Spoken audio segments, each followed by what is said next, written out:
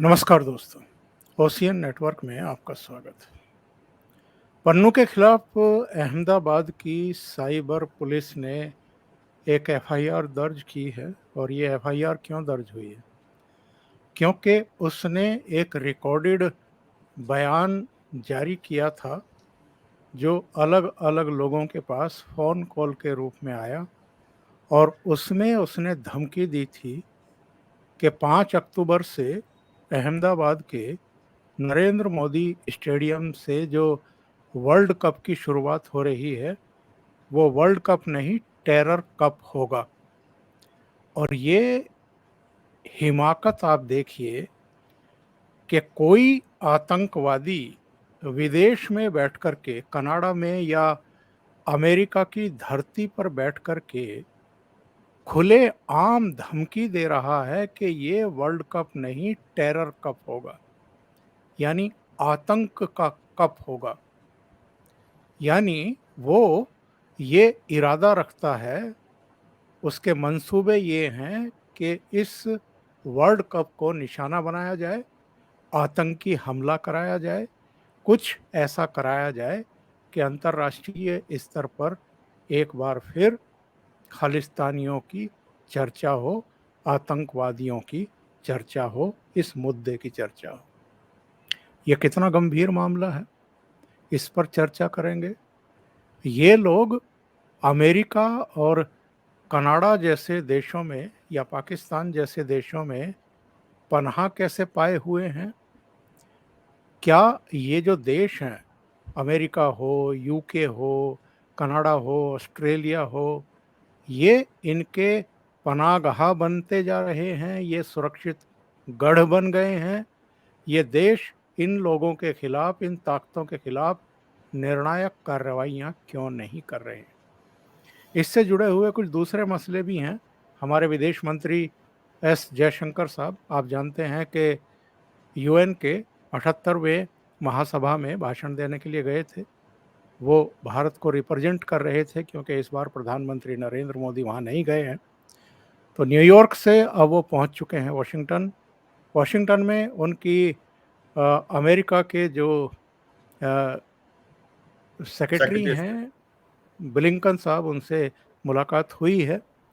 क्या बात हुई है ये तो सामने नहीं आया है, लेकिन भारत का रुख बहुत स्पष्ट और कड़ा है।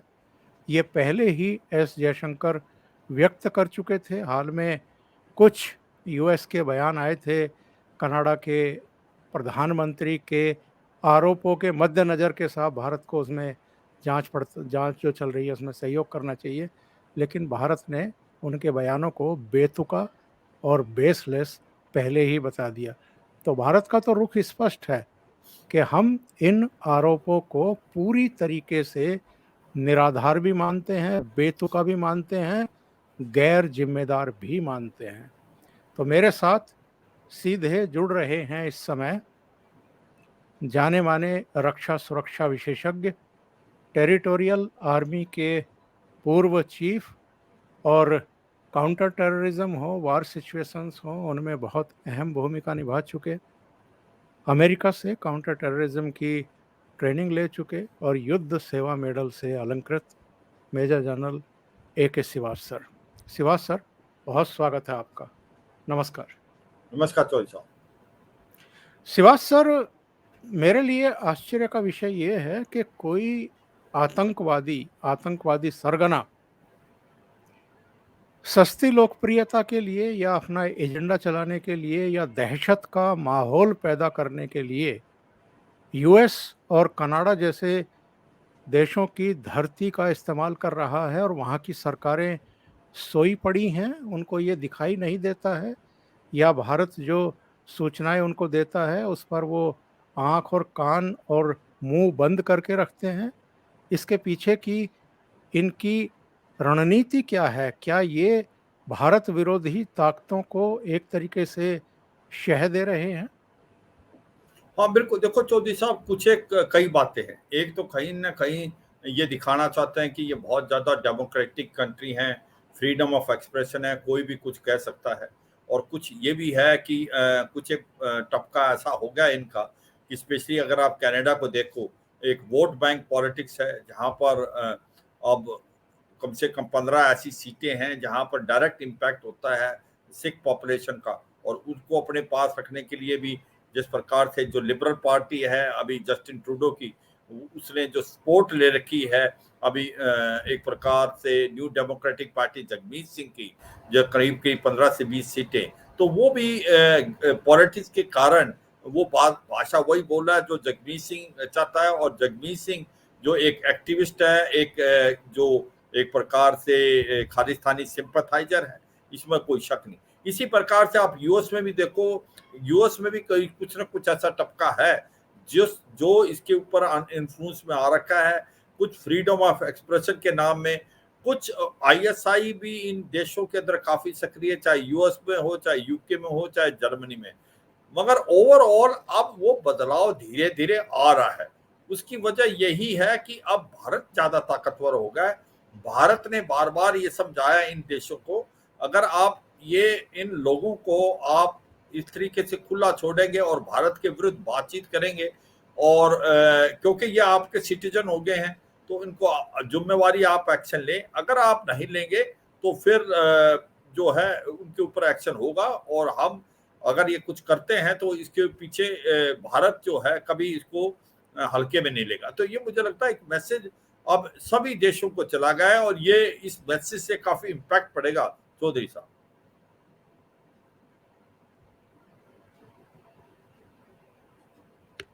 शिवाज सर, ये बताइए कि जब इराक में अमेरिका के खिलाफ कुछ होता है, अफगानिस्तान में कुछ होता है, पाकिस्तान में भी कुछ होता है, और एबटाबाद में क्या हुआ था ये तो सबको याद है, बताने की ज़रूरत नहीं है। ओसामा बिन लादेन को अमेरिकी मरीन ने घुस करके मारा था, उसको उठा करके वहाँ से ले गए थे। एक हेलीकॉप्टर उनका दुर्घटनाग्रस्त हो गया तो उसको वहीं नष्ट करके चले गए। इराक में भी, अफगानिस्तान में भी उनको, दोनों देशों को एक तरीके से तबाह करके रख दिया अमेरिका ने। ये दोहरे मानदंड कब तक चलेंगे? आपके खिलाफ कोई कुछ बोलता है तो आप सद्दाम हुसैन पर तमाम तरह के आरोप लगा करके उसको फांसी पर लटका देते हैं, और आपके देशों की भूमि को अगर दूसरे भारत जैसे देशों के खिलाफ कोई इस्तेमाल कर रहा है तो आप चुप्पी साध के बैठ जाएंगे। ये दोहरे मानदंड कब तक चलेंगे? हाँ बिल्कुल, देखो ये सच्चाई है चौधरी साहब, हो क्या रहा है कि अब भारत भी बदला हुआ भारत है। भारत ने साफ सुथरे शब्दों में बोल दिया है कि अगर आप ऐसा कर सकते हैं, और अमेरिका ने यही नहीं कि ईरान के हुआ या इराक के अंदर एक बार हमला कर दिया था कि आपके पास केमिकल हथियार हैं, कुछ नहीं मिला। इसी प्रकार ओस्मा बिन लादेन को उन्होंने पाकिस्तान के अंदर घुस के मारा अबोटाबाद में, अल जवारी को काबुल में मारा ड्रोन से, इसके बाद मेजर जनरल सुलेमानी को जो कि ईरानी थे उनको इराक में मारा। तो ये सच्चाई है, वो करते हैं जो उनको लगता है कि कोई उनके इंटरेस्ट के अगेंस्ट जा रहा है। अगर वो कर सकते हैं तो भारत क्यों नहीं कर सकता? और भारत के अंदर अब काबिलियत क्षमता है। भारत बार बार इन देशों को बता रहा है कि भाई ये जो खालिस्तानी हैं ये आपका भी बड़ा नुकसान करेंगे। अगर वो हिलेरी क्लिंटन की खुद की बात आ जाती है 2013 में कि अगर आप अपने घर में सांप पालेंगे तो एक दिन वो सांप आप सोचोगे कि आपके नेबर को काटेगा, एक दिन आपको काटेगा। आज पाकिस्तान तो टेररिज्म का हब सेंटर बन गया है और वो विक्टिम कहता है। तो ये जो कनाडा जैसे देश हैं जो पर इन लोगों को एक प्रकार पनाह दे रहे हैं, ये कैनेडियन सिटीजन है। अगर ये वहां पर आतंकवाद की घटनाएं करते रहेंगे तो नुकसान तो उन देशों को होने वाला, भारत में कुछ नहीं कर पाएंगी, क्योंकि भारत के अंदर इतनी जो शक्ति और क्षमता है कि अगर ये कुछ भारत के अंदर करेंगे तो इनको यहीं कुचला जाएगा। मगर जो मैसेज अब भारत भेज रहा है कि ये मत समझिए आप फॉरेन सॉइल में बैठे हैं, चाहे आप कनाडा में हैं, यूएस में हैं या यूके और जर्मनी में, आप एंटी इंडिया बातचीत करेंगे और आपके आगे कुछ नहीं होगा। वो नहीं होगा। आप भारत के झंडे को एक प्रकार से ऑनर नहीं करेंगे, उसको डिसरिस्पेक्ट करेंगे तो घुस के मारा जाएगा। मुझे लगता है ये एक मैसेज बड़ा लाउड एंड क्लियर चला गया है। क्या किया है भारत ने या नहीं किया ये आगे की बात है, जिसमें भारत ने साफ सुथरे शब्दों में बोल दिया है भारत का इसका कोई लेना देना नहीं है। मगर अब इनको डर और शक हो गया है कि अब भारत बदला हुआ भारत है, भारत एक्सेप्ट नहीं करेगा। अगर आप एंटी इंडिया एक्टिविटी कहीं भी करते हो तो आपको वहां पर अंदर घुस के मारा जाएगा। मुझे लगता है ये जो मैसेज है ये पूरे वर्ल्ड में पहुंच गया और इसका बड़ा इम्पैक्ट हो रहा है चौधरी साहब। सिवा सर, विदेश मंत्री श्रीलंका अली साबरी, उनका कुछ दिन पहले बयान आया था कि कनाडा जो है आतंकियों को पनाह देता है। आज मैं देख रहा था बांग्लादेश के विदेश मंत्री AK अब्दुल मोमन का बयान है। उन्होंने भी ठीक यही बात कही है कि कनाडा जो है वो हथियारों का गढ़ बन गया है, अपराधियों को शरण देता है, सुरक्षा कवच की तरह है वहाँ पर, और हत्यारे जो हैं वहाँ जाकर के ऐश की जिंदगी जी रहे हैं।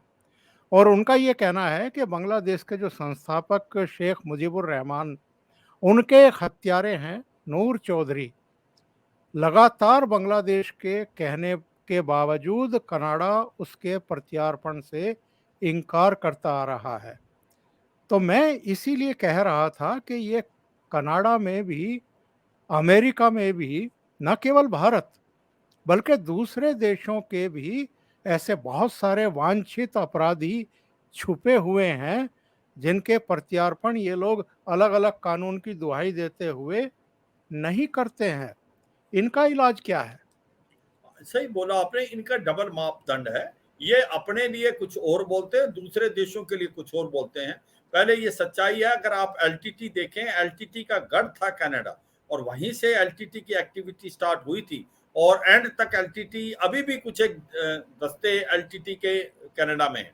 और इसी प्रकार से जिस मुजीबुर रहमान के जो हत्यारे थे, बांग्लादेश ने बहुत बार केस टेकअप किया है, 1972 में भी किया, फिर 77 में किया, 83 में भी किया, कि वो जो आतंकवादी जो इन्वॉल्व थे एक प्रकार मुजीबुर रहमान के हत्या में, उनको वापस भेजना चाहिए, डिपोर्ट करना चाहिए। वो कनाडा में कुछ एक दस्ते जो कि उनकी तारें उनके साथ जुड़ी हुई थी, मगर कनाडा ने नहीं किया। ये सच्चाई है, ये अपने लिए कुछ और मापदंड है, दूसरों के लिए और मापदंड, और इसमें सबसे ज्यादा अमेरिका है।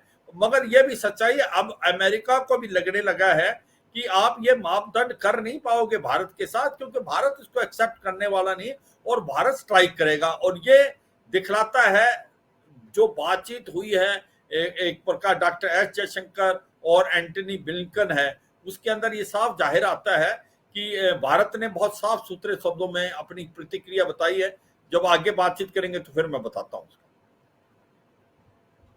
शिवाज सर, एक तो आगे बढ़ने से पहले मैं एस जयशंकर साहब का जो UN में भाषण था उस पर आना चाहता हूँ। उन्होंने बहुत बेलाग टिप्पणी की है, बल्कि पूरे विश्व को और विश्व के जो मठाधीश बने हुए थे अब तक, उनको एक तरीके से चेतावनी भी दे दी है कि कुछ देश मिलकर के इस दुनिया का एजेंडा तय नहीं कर सकते। अब पहले ये होता था कि 4-5 देशों की मठाधीशी चल रही थी, अब ये नहीं होगा।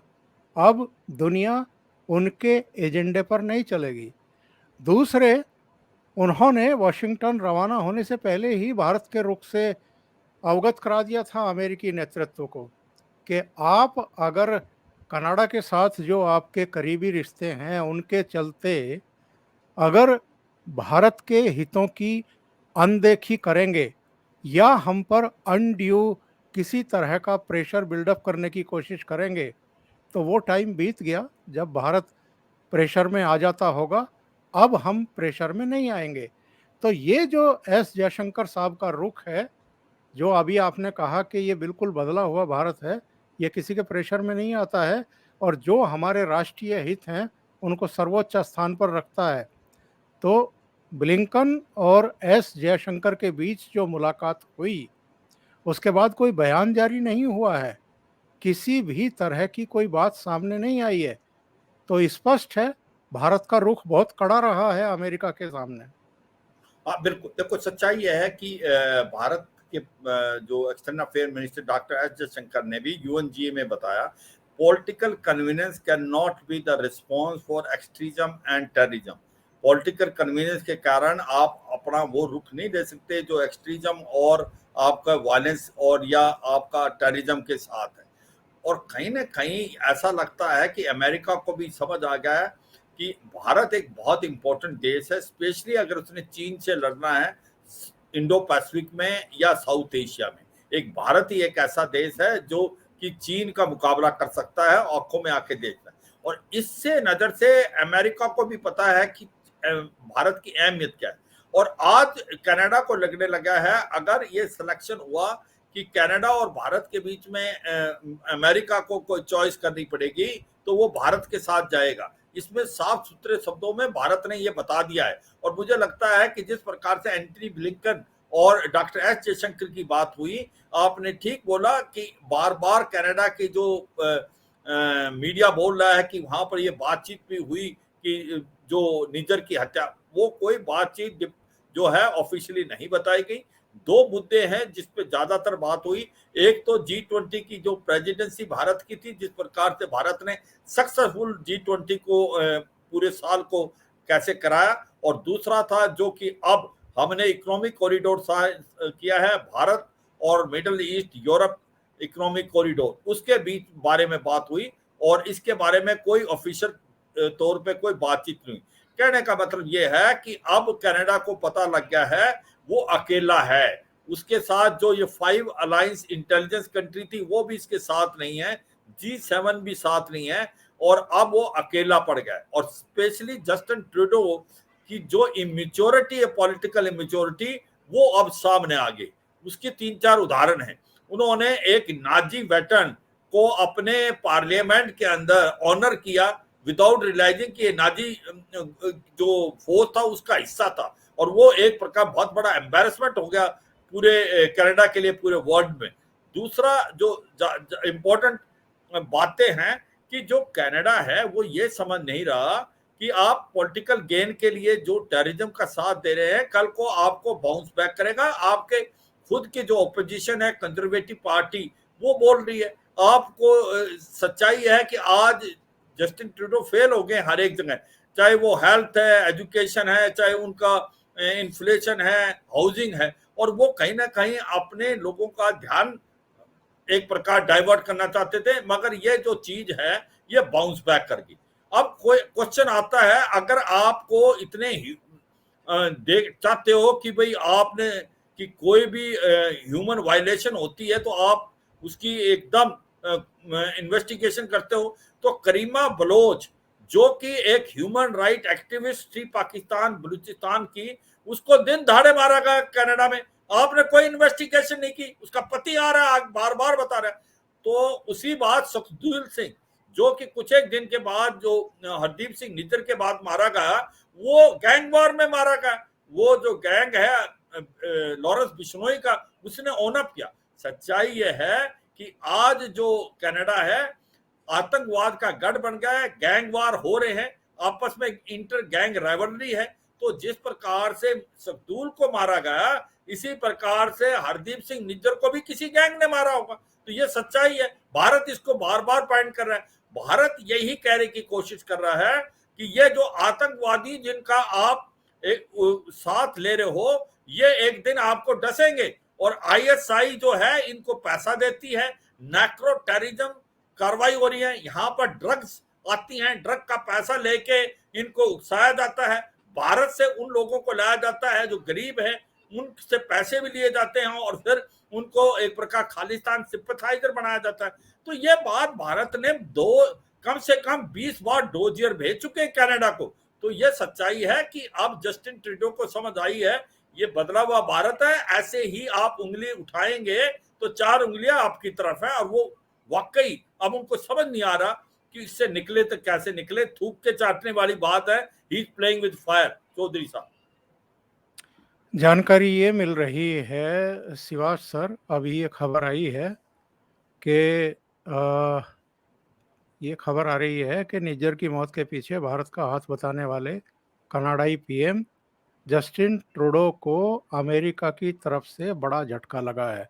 बिल्कुल ट्रूडो ने उम्मीद जताई थी कि अमेरिकी विदेश मंत्री एंटनी ब्लिंकन अपने भारतीय समकक्ष S जयशंकर से मुलाकात के दौरान निज्जर की हत्या का मामला उठाएंगे, लेकिन भारत के विदेश मंत्री जयशंकर से ब्लिंकन की मुलाकात को लेकर अमेरिका ने जो बयान जारी किया, उसमें निज्जर और कनाडा का जिक्र ही नहीं है। बिल्कुल। देखो सच्चाई यानी है चौधरी साहब, अमेरिका ने भी इसको झटका दे दिया है। बिल्कुल दे दिया, क्योंकि कनाडा की जो सच्चाई यह है कि अमेरिका को पता है कि जो जस्टिन ट्रूडो हैं वो एक प्रकार पॉलिटिकली इमेच्योर हैं, डिप्लोमेटिकली वो समझते नहीं। उन्होंने उंगली तो उठा दी भारत के तरफ, उसके पास एविडेंस क्या है? क्रेडिबल एलिगेशन क्या चीज होती है? कोई एविडेंस उसके पास है नहीं। भारत ने बार बार डोजियर दिए हैं, उनके अगेंस्ट आपने कोई कार्रवाई की नहीं है। कम से कम 27 जो टेररिस्ट हैं बड़े बड़े, उनके डोजियर भेजे हैं, कनाडा ने कुछ नहीं किया। उसको लगता था जस्टिन ट्रूडो को हो सकता है एंथनी बिल्कन इस चीज को उठाएंगे। एंथनी बिल्कन, यूएस एक ऐसा देश है, वो देखता है किस देश की ज्यादा अहमियत है। आज भारत की बहुत बड़ी अहमियत है, कनाडा उसकी कुछ आगे नहीं है। आज अगर अमेरिका को इंडो पैसिफिक में चीन के अगेंस्ट लड़ रहा है, या साउथ एशिया में, या क्वाड में है, या आकुस में, क्या कनाडा उनका हिस्सा है? किसी का हिस्सा नहीं। तो यह लड़ाई जो है, इसके अंदर अब कनाडा को पता होना चाहिए था कि भारत एक बहुत ही इंपॉर्टेंट देश है, largest democracy, fifth largest economy, fastest developing economy, जो पहले कोविड के पहले भी थी, बात थी। तो कहाँ भारत और कहाँ कनाडा आज? तो मुझे लगता है अभी जस्टिन ट्रूडो को बहुत बड़ा झटका लग गया है। अगर आप ये देखें चौधरी साहब, इसके बाद उसकी स्टेटमेंट आ रही है, वो कह रहा है कि भारत एक बहुत बड़ी इकोनॉमी है, भारत के साथ रिलेशन अच्छे करने चाहिए सभी डेमोक्रेटिक कंट्री को। तो अब वो कहीं ना कहीं उसने अपना जो स्टांस है वो उसको बहुत ज्यादा नरम किया है। उसको अपनी गलती मुझे लगता है महसूस हुई है, और उसने, मुझे लगता है कि बहुत बड़ी गलती कर चुका है जस्टिन ट्रूडो, क्योंकि उसने अपने लोगों का फ्यूचर नहीं देखा। फ्री ट्रेड एग्रीमेंट जो होता, दोनों देशों को फायदा होता, वो भी एक कोल्ड स्टोरेज में चला गया है। और इसके साथ साथ जो आपका टूरिज्म में पैसा आता है, आपके स्टूडेंट्स में आता है, उसमें अब कहीं ना कहीं खटास होगी, कहीं ना कहीं रुकावट आएगी चौधरी साहब।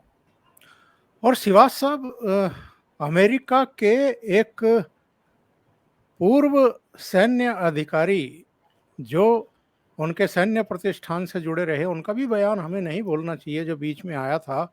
उन्होंने कहा था कि जिस तरीके से ओसामा बिन लादेन केवल इंजीनियर नहीं था, उसी तरीके से हरदीप सिंह निज्जर केवल प्लम्बर नहीं था। और जिस तरह की गतिविधियां निज्जर की रही हैं, और जिस तरीके से हमारे यहाँ वो वांछित आतंकवादी था जिसका डोजियर कनाडा को दिया जा चुका था, उसके बावजूद, इन सब चीज़ों को जानने के बावजूद, इतनी बेशर्मी कि आप एक आतंकवादी को मुद्दा बना करके भारत जैसे देश के साथ अपने संबंध खराब कर ले। हाँ बिल्कुल, मेरे को लगता है कि अपने छोटे पॉलिटिकल गेन के कारण, क्योंकि उनको जगमीत सिंह की पार्टी से सपोर्ट मिल रही है, आज उनकी गवर्नमेंट गिर सकती थी। उन्होंने अपने देश की जो एक प्रकार डिप्लोमेसी और देश के हित को नहीं देखा।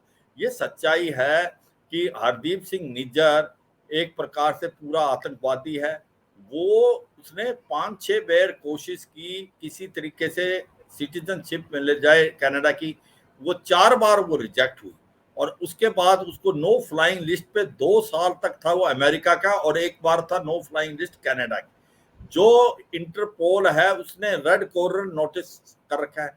भारत ने उसका बहुत कम से कम बड़ा डोजर भेजा है। आतंकवादी गतिविधियों में AK-47 लेके चलता है। ISI का वो एक प्रकार से स्टूज था।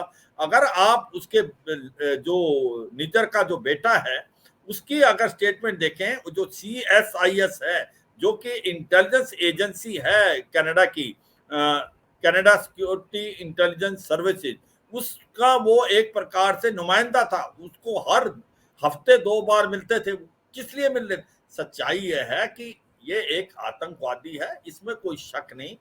जिस आदमी के ऊपर NIA ने 10 लाख का prize money, red corner notice Interpol ने दिया, भारत ही नहीं, अमेरिका और कनाडा खुद उन्होंने इसको कम से कम नो फ्लाइंग लिस्ट में डाला 2 साल। इसको 5 बार तक आपने वीजा नहीं दिया। तो ये एक आतंकवादी है। मगर ये वजह यही है कि जस्टिन ट्रूडो अपने पॉलिटिकल सर्वाइवल के लिए, और मुझे तो ये लगता है जिस प्रकार से आ रहा है, ये कहीं ना कहीं जो कनाडियन इंटेलिजेंस एजेंसी है उनका भी एक नुमाइंदा था, उनके लिए एक काम कर रहा था, क्योंकि तभी इसके को वो इंटेलिजेंस एजेंसी इतनी बार बार मिलती थी। इसकी अदरवाइज कोई वजह नहीं हो सकती थी। और ये एक प्रकार जिस प्रकार से वहां पर गैंग वार चला हुआ है कनाडा में, उसका वो एक प्रकार से मुझे लगता है कहीं ना कहीं विक्टिम है। और मगर ये सच्चाई है कि ये एक बहुत बड़ा आतंकवादी था और इसके लिए भारत ने जितने भी प्रूफ चाहिए वो कनाडा को भेज दिए थे, मगर कनाडा एक ऐसा देश है वो इनको देखने के लिए तैयार ही नहीं है और कुछ और स्टेटमेंट दे रहा है। चौधरी साहब, लेकिन कनाडा हो या दूसरे देश हों जो आतंकवादियों को पनाह दे रहे हैं और जो दूसरे देशों के हितों की अनदेखी कर रहे हैं, देर सबेर ऐसे देशों का हश्र वही होगा जो पाकिस्तान का हम देख रहे हैं।